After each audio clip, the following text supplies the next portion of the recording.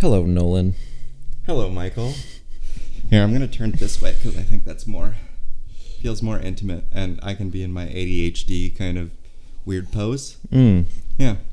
There is no such thing as a weird pose. There is only society, which has told us how we should be. That is, you're very true. You're very correct on that.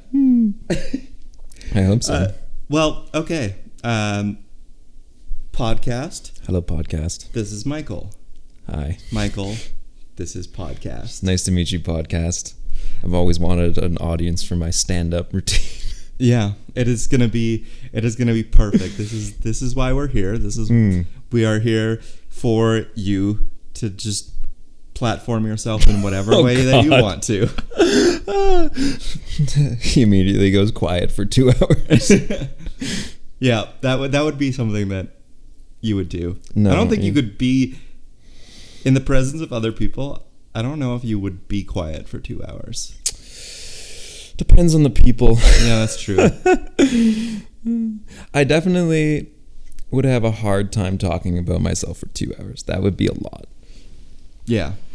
Luckily, I said 40 minutes is like the perfect amount of time for a podcast. I think that's very accurate. Any more than that, Yeah. and you have crossed a line. Yeah. Well, that's usually how long my naps take as well. Oh, Yeah. that's true. So you wake up when the podcast ends. Yeah. Nice. And it's like, Yep. I'm like, well, why would I have a podcast that is longer or shorter than the amount of time that I nap? I want the perfect That's true. Yeah. time period. Programmed alarm.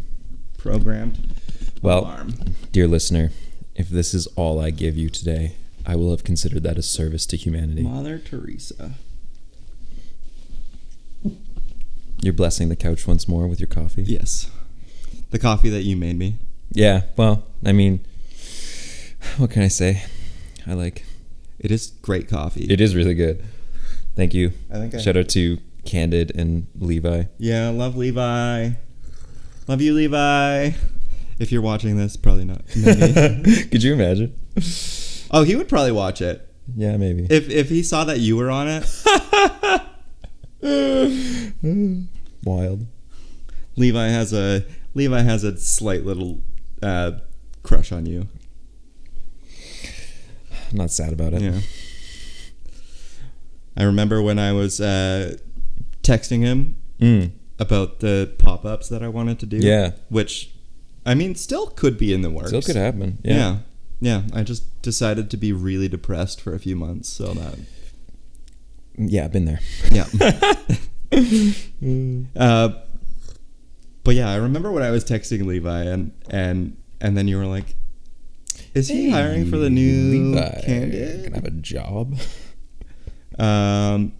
You think Michael would want to come on board? And he's like, Michael? That was so cute. I was so flattered. So cute. So flattered. So kind. Yeah. Love that guy. That guy has been in our lives just as long as we've been in each other's lives. Yeah, which is kind of nuts. Yeah. Because what is that, like 7 years? Not quite. 2018. No, 2018, yeah. So 7 years. Yeah.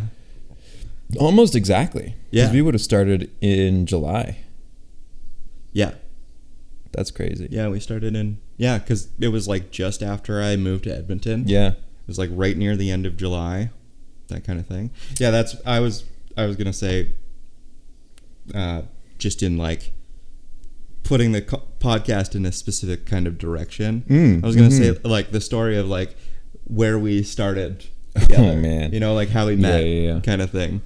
I mean, it wasn't like it's not a crazy story, but it's just like to give. It is a long time ago, though. Yeah. I feel like, I don't know. Maybe this is more a commentary on the people that I've had move through my life, but I feel like friendships last less time than I thought they would when I was younger. Mm-hmm. Like usually, I'll be friends with someone for about 3 years, and then different patterns will change in one or both of our lives, and well, I mean, I still consider them friends, but there's very few people who I'm like, yeah, I've known you for 7 years and still consider you a close friend and like are intertwined in my life. Yeah. It's kind of cool. I'm excited about, well, I think actually in your 20s, that is rare. But I think as you grow older,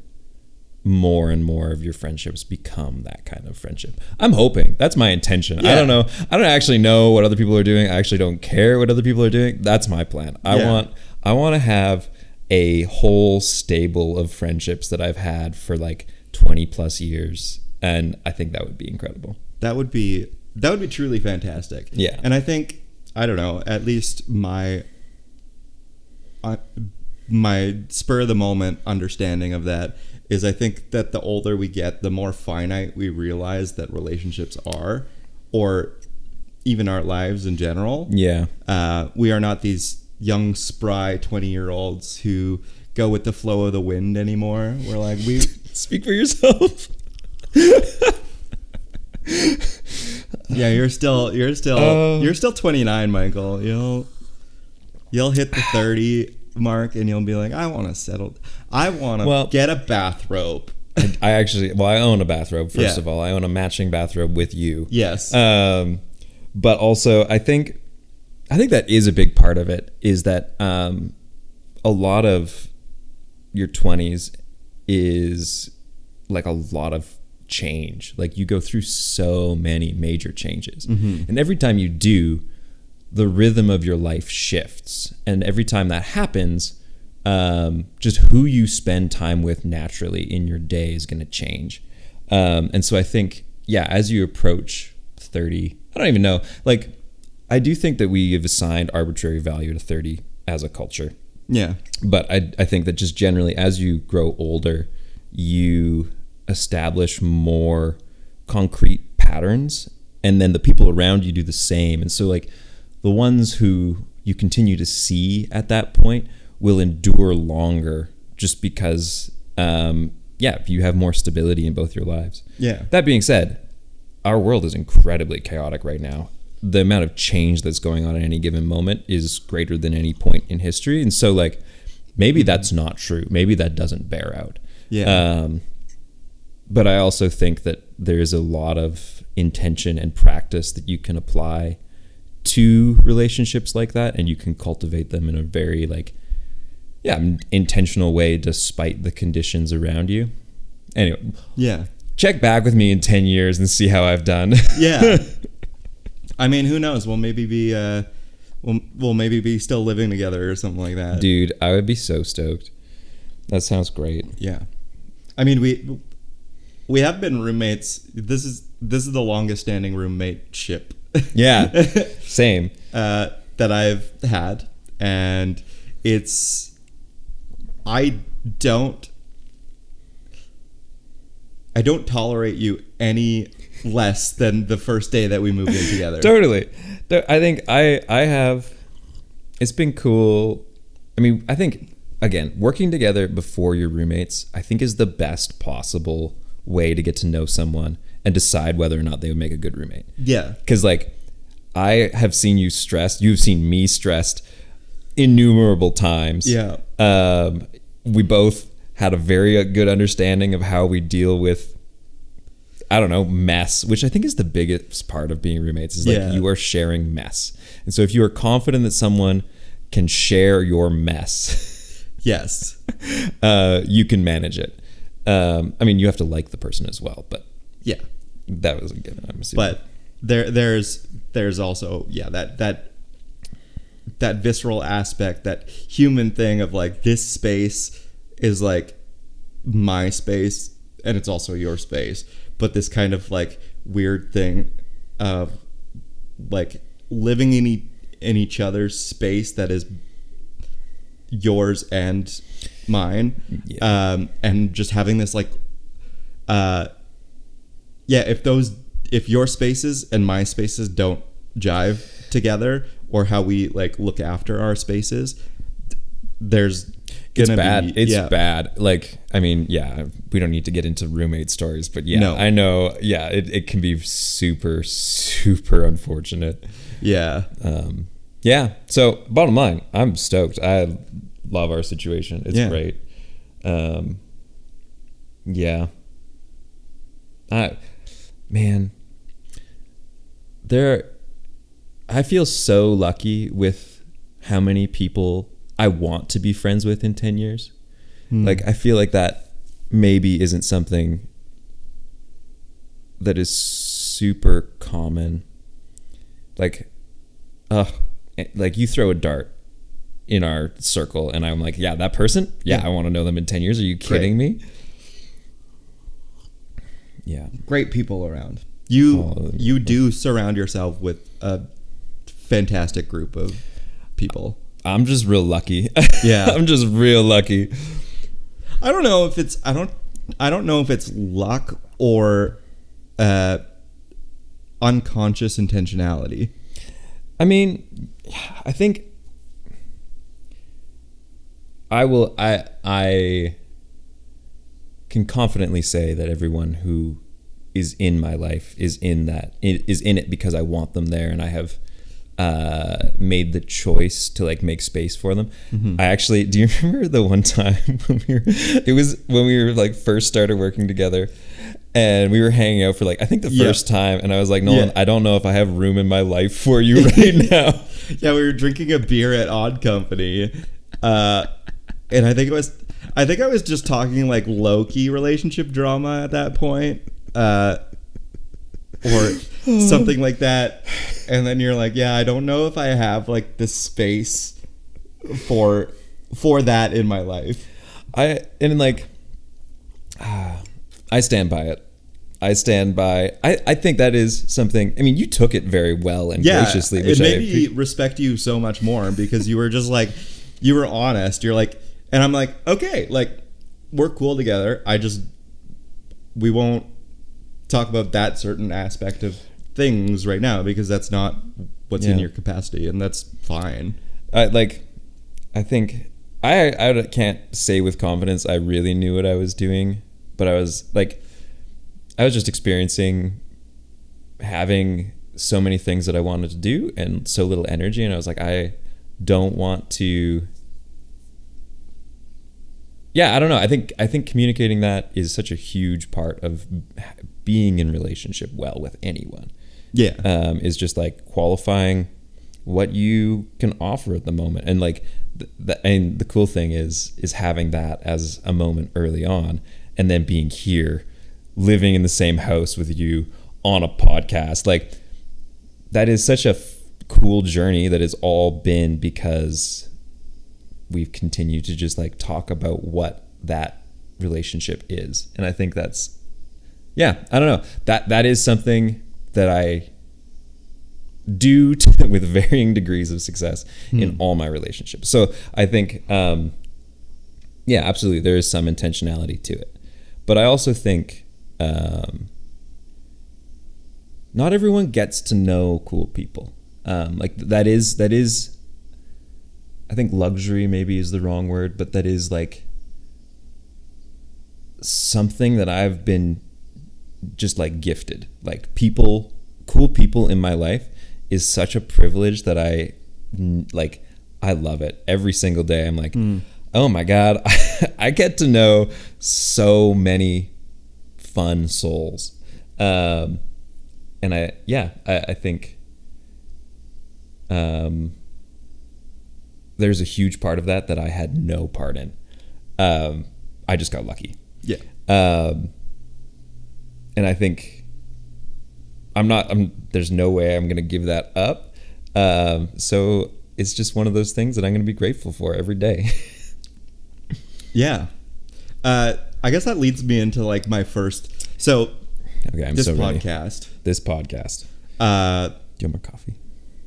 No, I'm okay. Okay. I'm Gucci. So this podcast, I'm going to look at camera one. Hello, camera one. Because we don't have camera two right now. Camera two decided would call in sick today. It is a very old camera. I think it's 9 years old or something like that. Yeah. It decided that it doesn't really like batteries at the moment. So we're not that that's important for the podcast at this particular time. Where I'm just going on an aside. So looking at camera one, Mentored by My Mates is a podcast where I sit down with some of the coolest, most awesome people in my life. In this case, namely Michael, where I ask them questions and I let them teach me about all the things that make them awesome, because I'm a person that wants to grow and experience not massive changes in my life, but I want to adopt changes in a very intentional way, that the people in my life already exude, that I think that I could learn from and grow in, and just become a more rounded, lovely version of myself. I think a lot of people should kind of have that mentality, because we are all just amalgamations. I don't know another word, but we are reflections of the influences in our lives around us.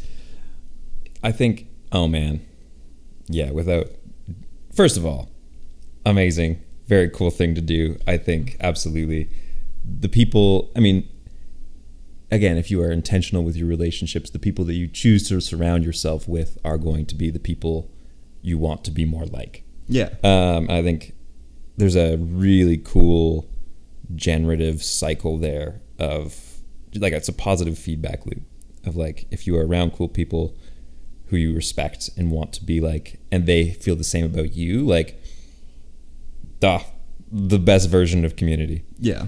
I also think, yeah, absolutely, like, we exist in the context of other people. Identity, I would maybe contend that identity doesn't exist outside of relationship. That might be a bit of a exaggeration, but most of it exists in relationship. Oh, yeah. A large proportion of our own identity exists in relationship. Yeah. So yeah, I think that's a very noble endeavor to begin on. I say that. I don't know how much I have to teach you, my friend. Oh, you have things to teach me. Okay. For sure. I'll take your word for it. He handed me a microphone and I was like, bet. We're going to do this. I would love to talk. Yeah, give Michael a platform. And 5 minutes of fame? Are you kidding me? Oh. I've been the same way, you know, like growing up in the church and that kind of stuff. You give somebody you give me a microphone and I will like talk for 20 minutes, 30 minutes.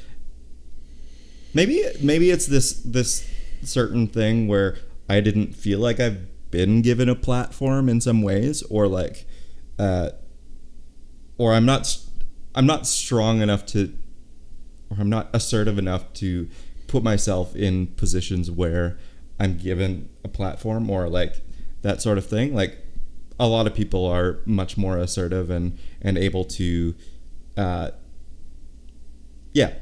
like insert themselves in places that they can have a platform. And so when, you know, a mic is just given to you, or in symbology, a platform is just kind of like handed to you and said, like, here, you're like, oh, this is weird. I've wanted this. And so now that I have it, I'm going to hold on to it for as long as I possibly can.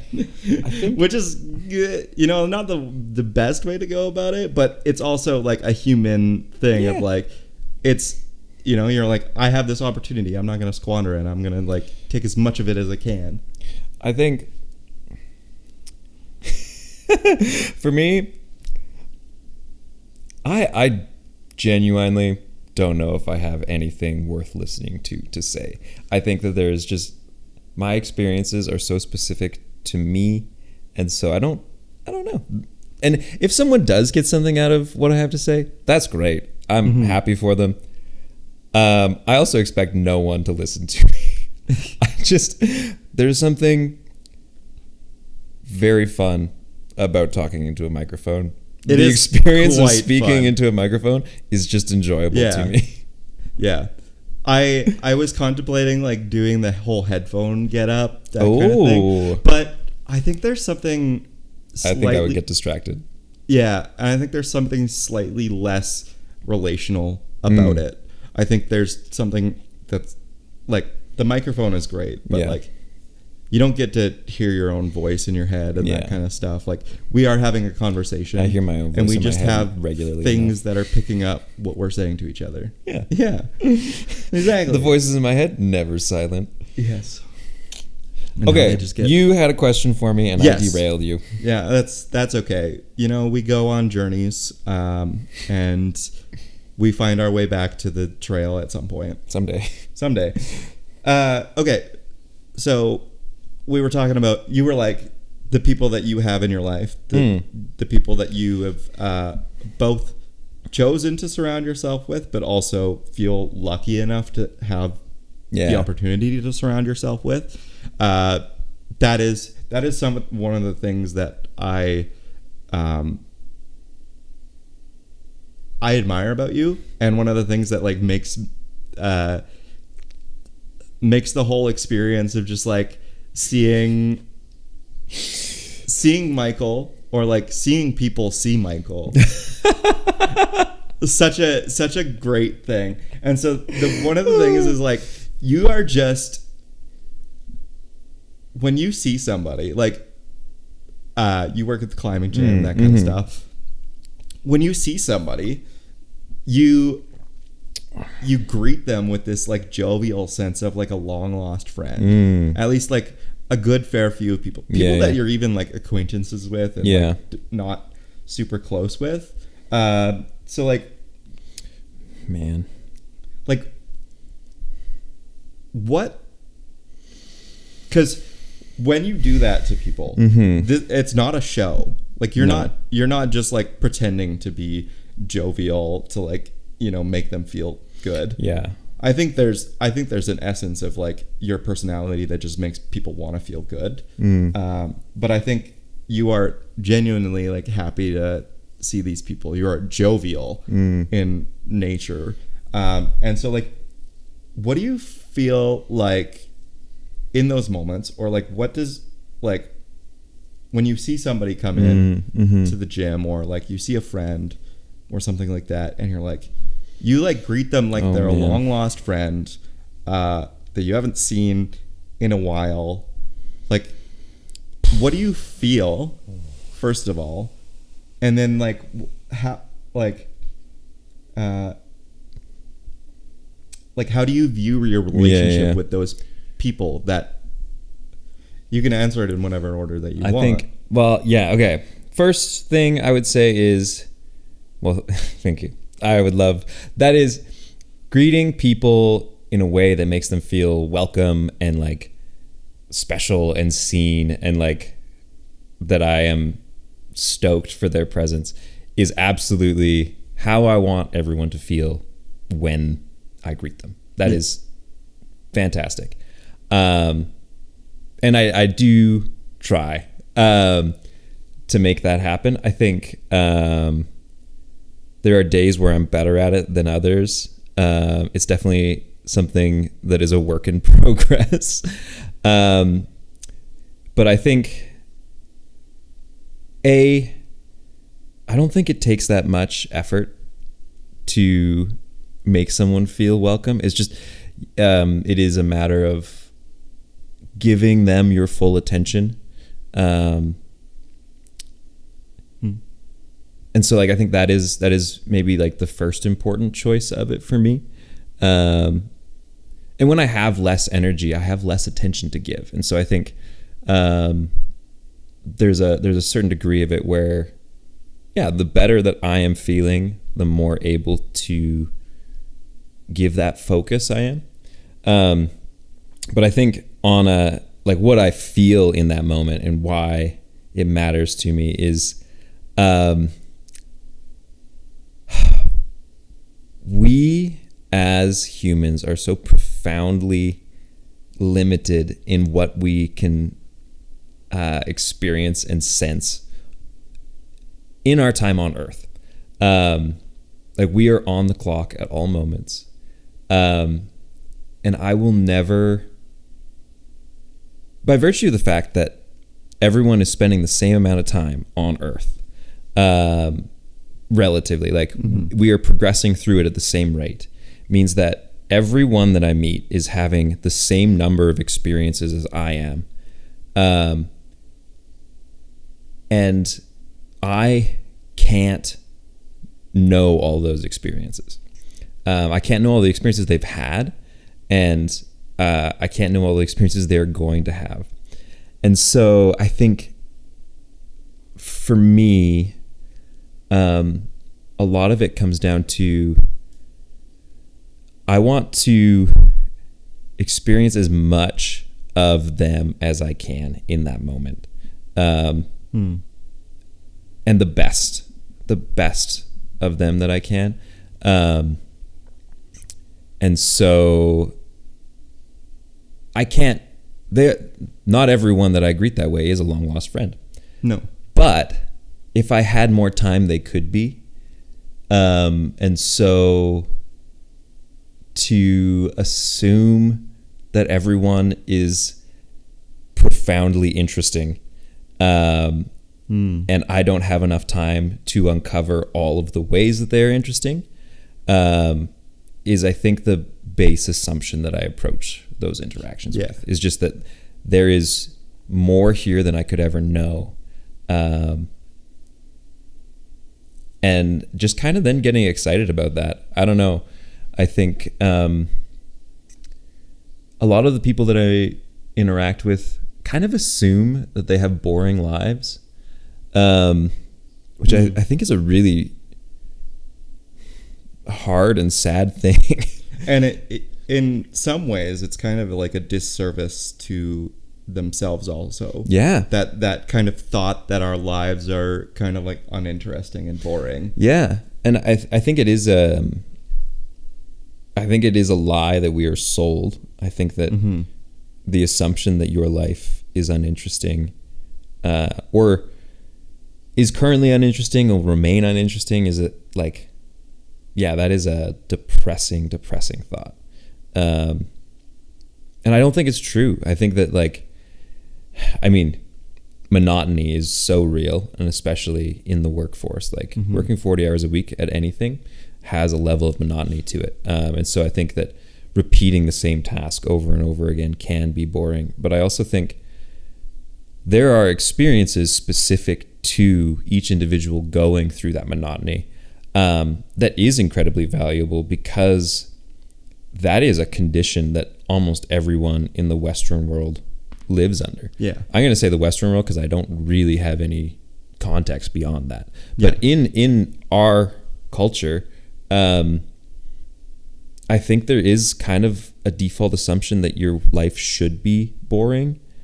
And that, like, you know, you once a year go on a vacation that's actually exciting. Yeah. And so we are all negotiating that at all moments, to one degree or another. And how you sort through that is something that I think is valuable to everyone. Or maybe not everyone, but could be valuable to anyone if they're going through the same thing. Yeah. So I think, how people negotiate monotony is something inherently interesting, even if they believe their life is boring. Even if they do the same thing every day, I think that there is, like, still, that is an experience, and there is value to that experience inherently. Yeah. And I think one of the things that you do so well is your like greetings of those people, or like, just like your interactions with people is in some ways like very jarring. It's almost like not in a bad way. It's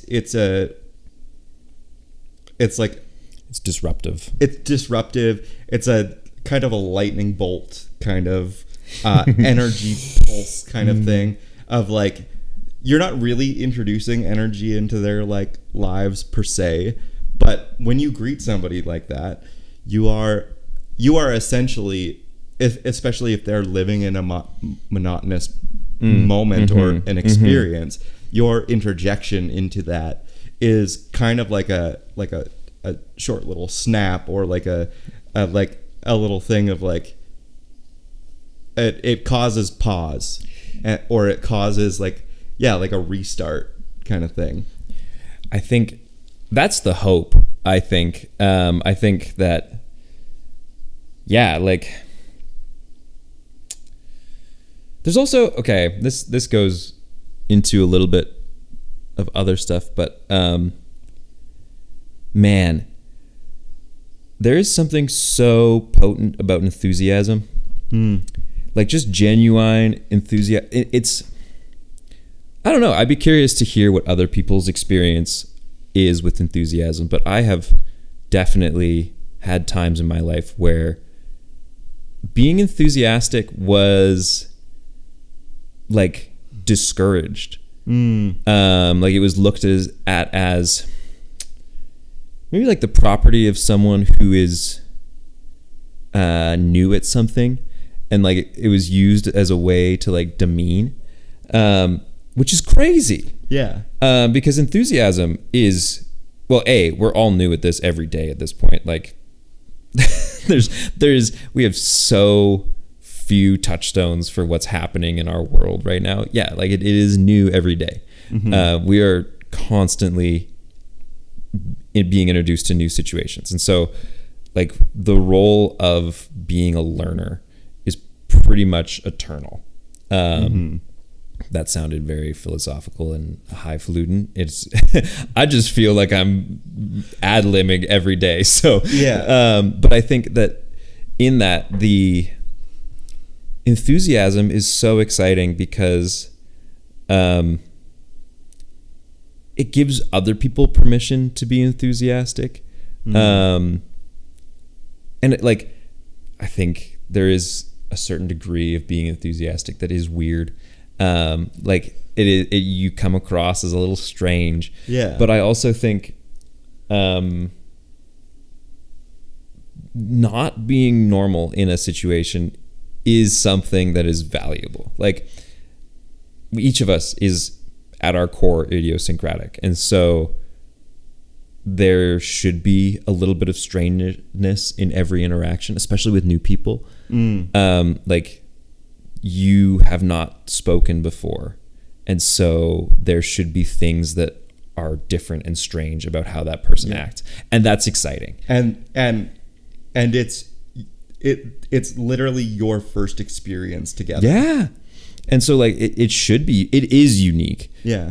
It is a matter of acknowledging that, and I think even exulting in that to a certain degree. Like that is part of what you are doing when you meet someone for the first time, is partaking in a strange experience. Yeah. And so in a new experience. And so I think, again, introducing enthusiasm to that new experience and to that interaction feels good. It feels good for you. It feels good for the other person. Yeah. It gives them permission to be enthusiastic back to you.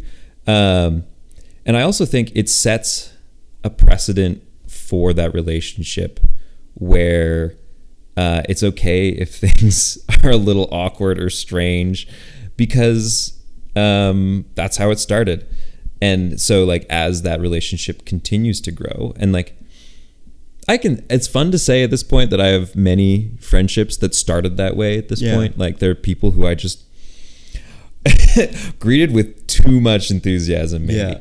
And now they're good friends of mine. Like, yeah, it forms a really, really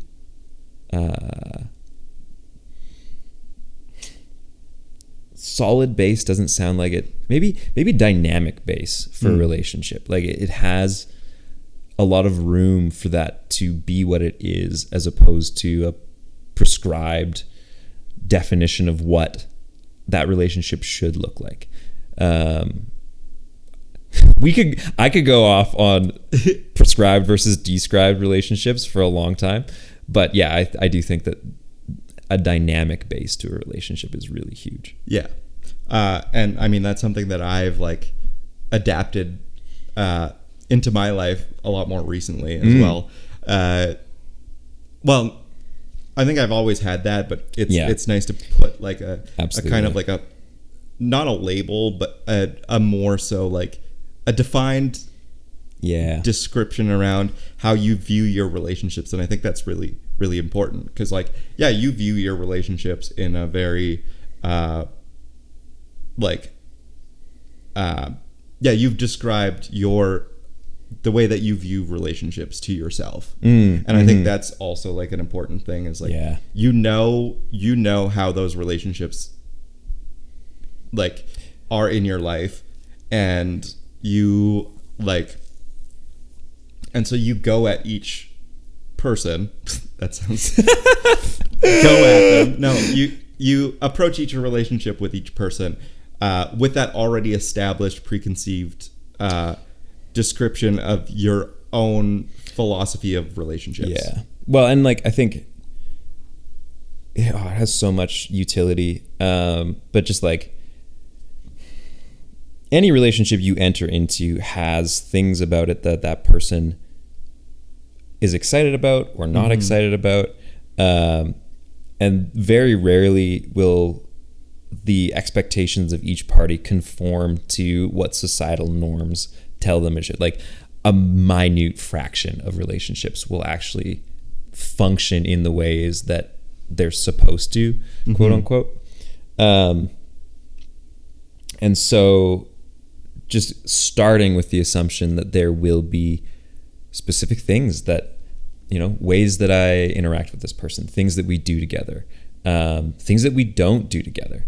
And establishing that is such a wonderful process. I don't know. And the flip side of it too is at any moment I could describe to that other person what their relationship to me, what that means to me. Yeah.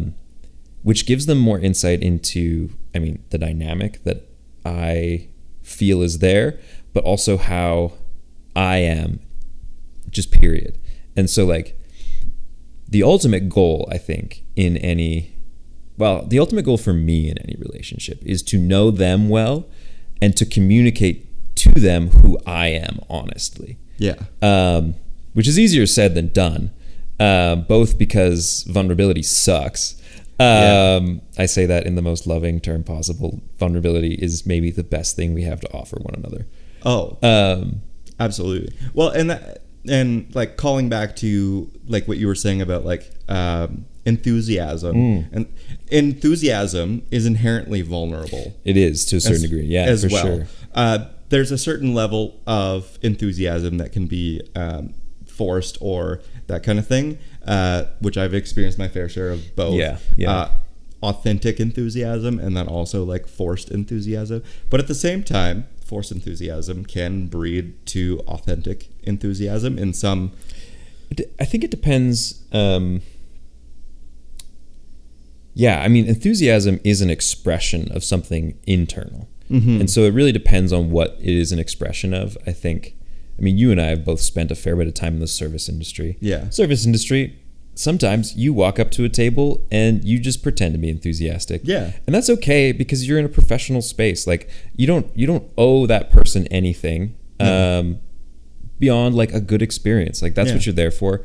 And so I think having boundaries is also important. And so I think especially in that professional context, you don't owe that person honest enthusiasm about them.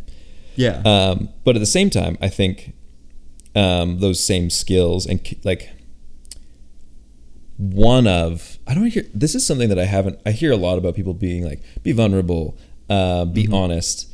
Like that's the first step to being known. And I think those are all true things. But what I don't hear talked about a lot is the individual's obligation to communicate who they are well. Because language is not perfect. every conversation to some degree is an act of translation from your personal internal dialogue to how they perceive what you said. And so just like in that, there is miscommunication that is inherent because you have had different experiences and you can't peek inside someone's brain. Yeah. And so I do think that we have an obligation as individuals to learn who we are and learn how to communicate that efficiently. You're never going to get it to 100%. Well, I actually don't know. You might be able to get it to 100%, but if you do, it is because you've spent a volume of time with that person that is absurd. Yeah. And I haven't gotten there yet. 29 years on Earth is not enough time to learn about someone 100%, even if you're spending all your time with that person. Yeah. But I think that, yeah, we have the obligation to one another to communicate ourselves well, which requires introspection. And that is an ongoing process. So Yes. you're never done. You're never done being vulnerable, which is terrifying. But also, I do think that, again, that initial interaction does set the tone. I think you change it afterwards, but setting the tone well in the first interaction goes a long way to facilitating that continued vulnerability of sharing. Yeah. Sorry, I feel like I went off on a rabbit trail there. I don't think you went off on a rabbit trail. Maybe. I don't know. You just took the road less traveled. Have you read that poem? Yeah. Okay. Yeah. Oh, that's why I was like, I mean, I'm going to make a Robert Frost reference if I can. Good old Robert Frost. Good old Robert Frost. Well, we don't know if he was good old Robert Frost. That's true. Yeah, we can learn a lot about people's histories now, which is also kind of a terrifying thing as well. It is. Yep. Checking the news cycle every morning is like, oh my God. Yeah. I don't know what, like, I think that was poignant in a way. Okay. That what you said, and I don't think I have a response. Fair enough to that. Yeah. Not That's real. Not saying that it's, but I don't think it. I monologued. I get it. What is your next question? Oh, because you have. I have a few. Yeah. You also have very nice handwriting. No, it's not that nice, but thanks. I'm the objective arbiter of what nice handwriting is. No, I think that's a Borchy thing. Oh God. It would be. It's he'll be on the podcast at some time, and we'll get to dissect what that means. I can't wait. But one of the things that and I think just throughout the whole course of this, I think it exudes your philosophy on life as well. It's just this idea of curiosity. Every person that you meet, like, you talk about being enthusiastic, you talk about being vulnerable, you talk about I mentioned that you greet everyone, like, that interaction is unique and it's a one of a kind thing. Yeah. And so your approach to that is to give it that space and, like, kind of call attention to the fact that it is a unique moment in time, and it is an experience that you and the other person are having together. And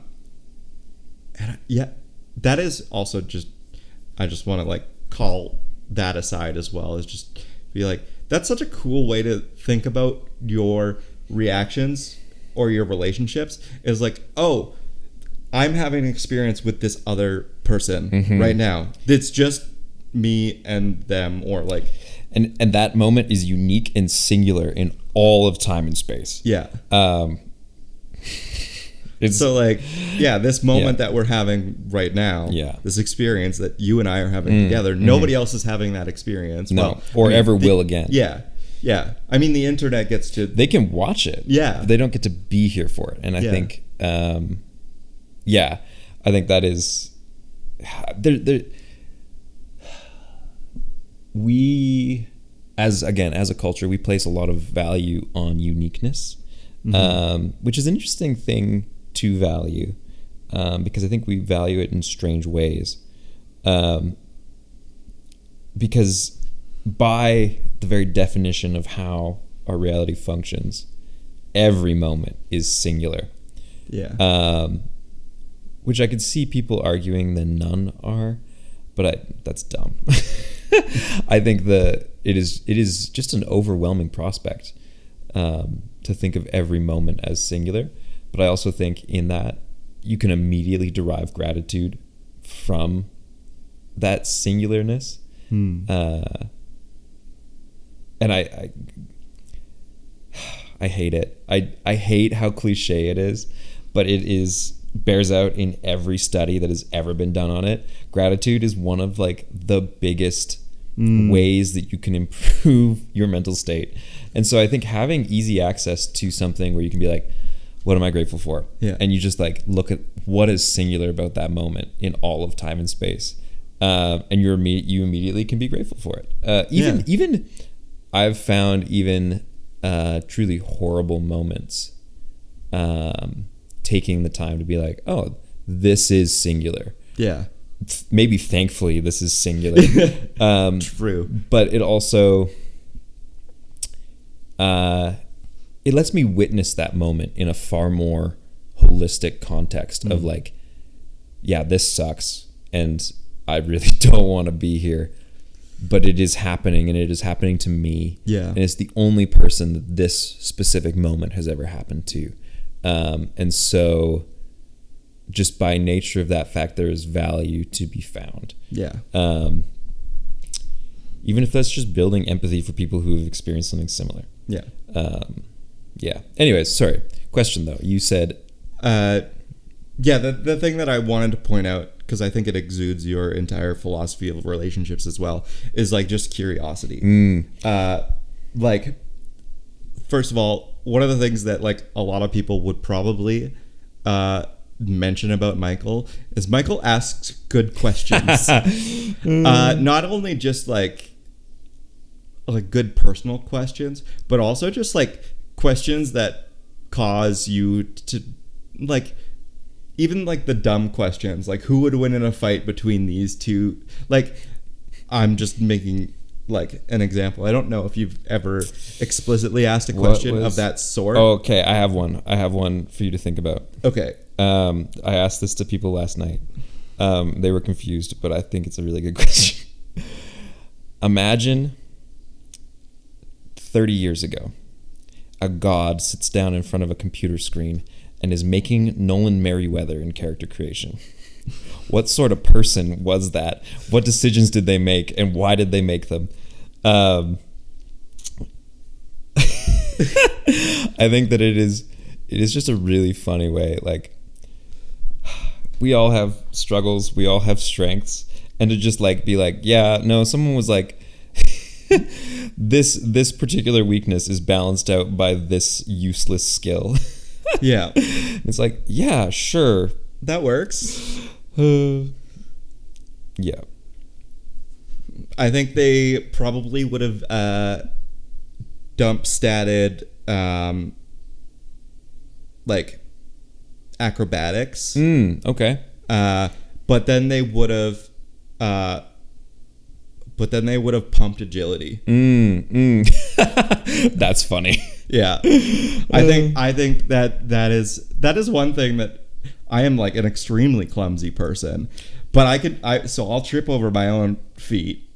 Or maybe, I don't know, dump stat agility. I understand. Pump. Yeah. But yeah, I'll trip over my own feet, do a front flip, and land on my feet, kind of thing. You know? Yeah. You recovery. You have great dex saves. Yes, my dex save. I have advantage on dex saves. That's for sure. So funny. But I still have a -2 in checks. That's so funny. Yeah. Real. Yeah. Anyway. Curiosity. Yeah, questions like that you pose to people. Like, where does your curiosity come from? Also, like, how the fuck do you think of those questions? Like, oh man. Well, I'll start by saying I genuinely, and I perhaps future Michael changes his mind on this, but at this point, one of the things I am most confident about is that the highest virtue that someone can possess is curiosity. I think it is more important to be curious than it is to be kind. And I say that because curiosity is a behavior that I think is inherently rewarding. If you are curious about your world, about other people, about yourself, you will see dividends. You'll be rewarded for that behavior. And so you'll keep doing it. I think that being curious is a virtuous cycle. And then I think the other part of curiosity is that if you ask enough questions and you ask good enough questions, you will build empathy for everyone. It is like a natural extension of that process to understand that you don't understand. And I think that is maybe the heart of what empathy is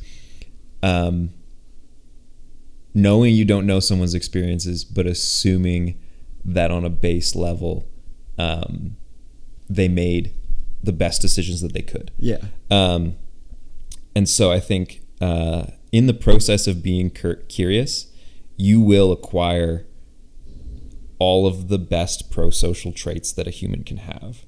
And so I think kindness, obviously, very important, but I think that you acquire it naturally if you're curious.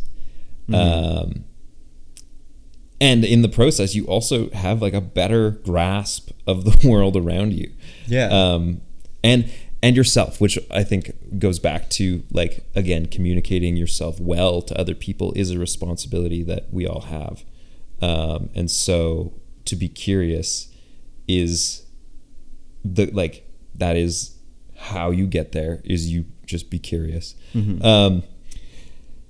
As to like how I come up with, I don't know. I think I would maybe say that the answer is that I hear people say things, like people. I'll spend time with people. I'll like just be chatting with the people I'm closest with, and they'll say things, and I'm like, oh my god, that's a funny ass question to ask other people. Yeah. So I don't even know. I wouldn't even say that those questions are mine so much as I transplanted them from other conversations.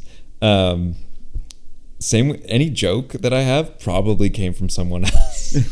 I mean, I think that, yeah, and given the context of this podcast as well, I think it calls attention to the fact that, like, we are just reflections of the people around us. Man. And so, like, the jokes, they're not necessarily stolen from other people. They are like,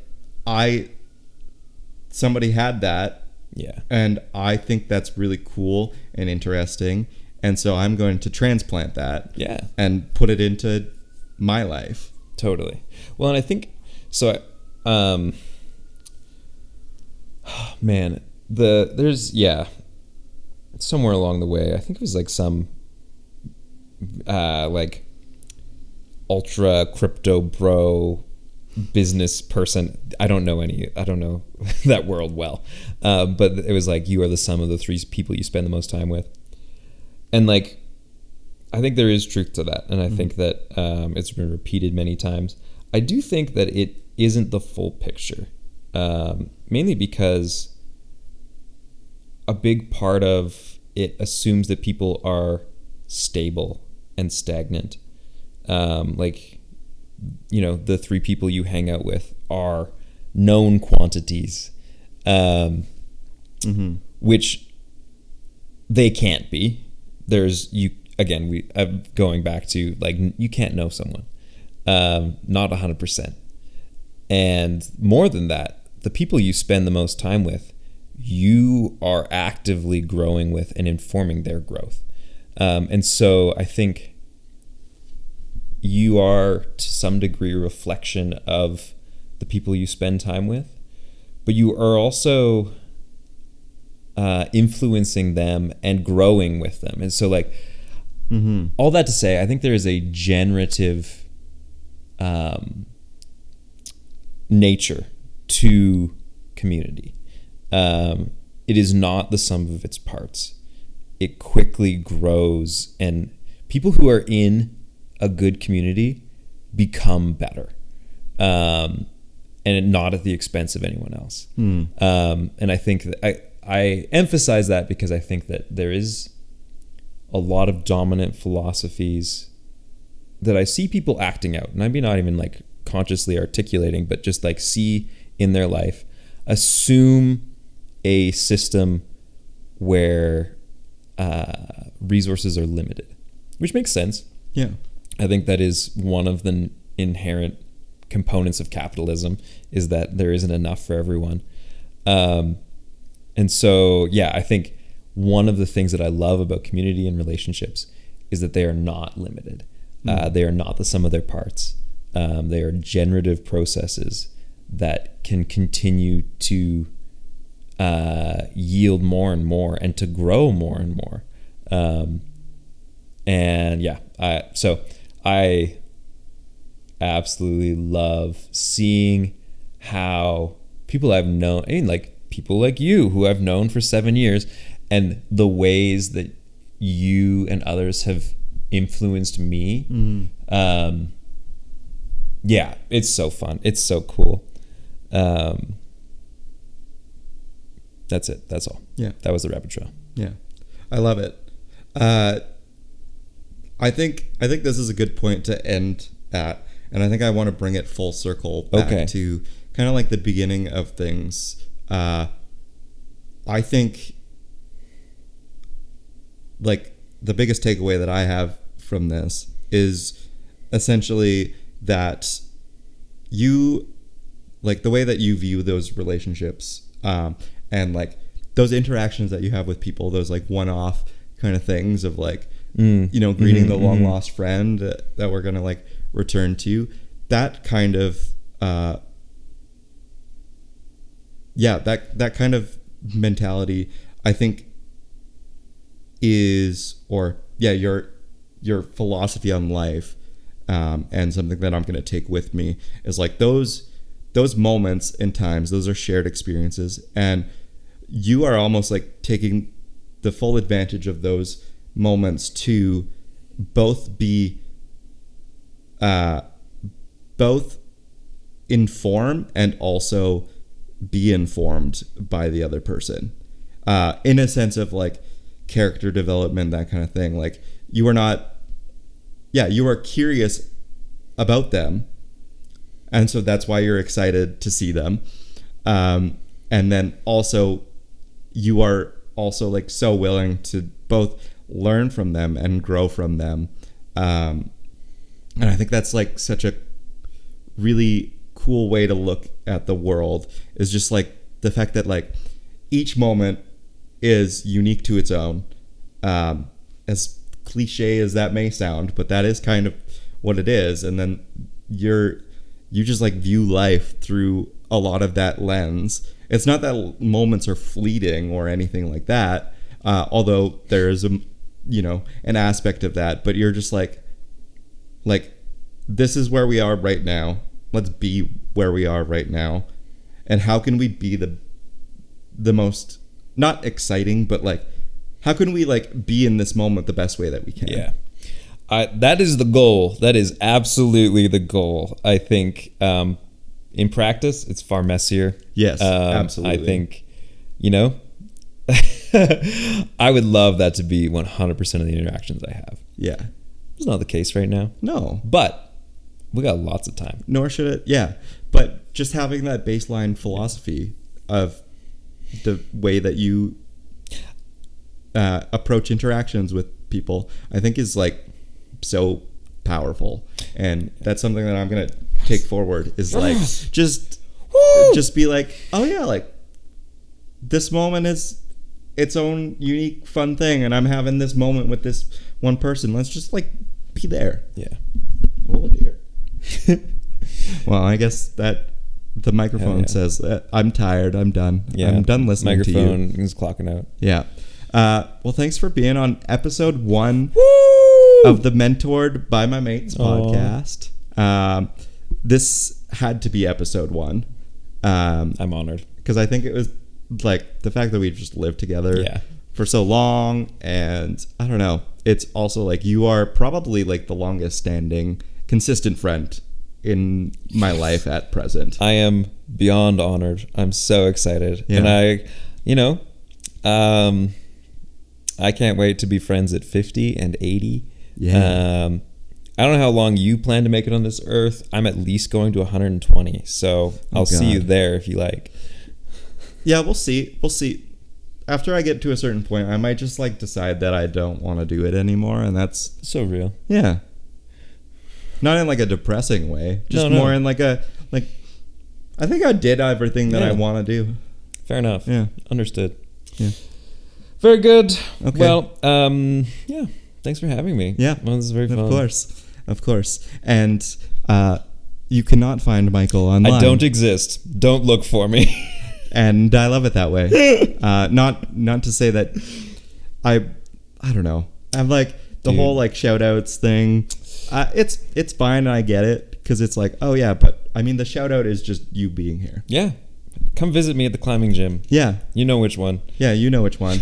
Because you've met Michael before. If you like, even if you haven't met Michael, you know who Michael is. Oh no. Anyways. Okay. Thank you very much, Nolan. Yeah, of course. Well, to the podcast, have a great day, whatever you're doing. Michael, have a great day, and I'll see you in 5 minutes. See you in 5 minutes. All right. See you on the flippity flip.